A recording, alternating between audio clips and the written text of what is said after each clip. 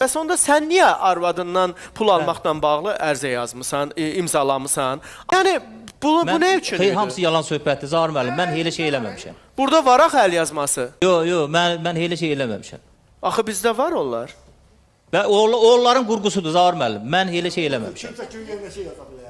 Siz imza atmayıbsınız orası. Amma sizin xəttinizdir, Sədi bəy. Xeyr. Sizin xəttinizdir. Bəli. Sizin xəttinizdir. O zaman çox gözəl sual verildi sizə. Zəhmət olmasa cavab verin.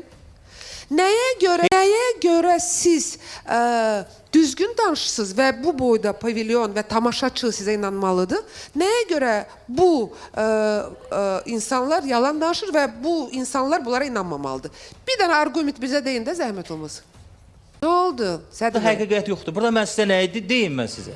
Sədi, bizdə hal-hazırda Səidəgilin təqdim elədiyi deməli yazılı əlyazmalar var və həmin o əlyazmalardan birində sizin öz xanımınızdan pul almağınızla bağlı imzaladığınız bir sənəddir və bir də ananızın ki, niyə görə siz və ananız yazmışsınız. Və maraqlıdır ki, bugün ana iki balası, bir qardaş, bir bacısınız da siz.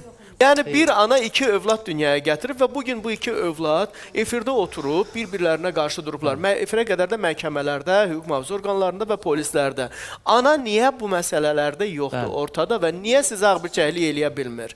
Niyə sizi otuzdurub bir yerdə qarşı-qarşıya qoyub deyə bilmir ki, ay qızım götürmüsən, qələt eləmisən, ay oğul vermisən, sən də səhv eləmisən.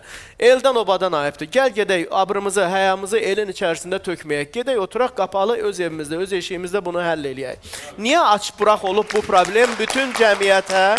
Bax bu məsələdə ana hanı? Ana hardadır? Niyə yoxdur ortada? Və bir məktubu da ana yazıb ki, gəlinimdən pul almışam. Yəni ana kimin tayının üstündədir bu saat? Kimin tərəfindədir? Oğlun yoxsa qızın?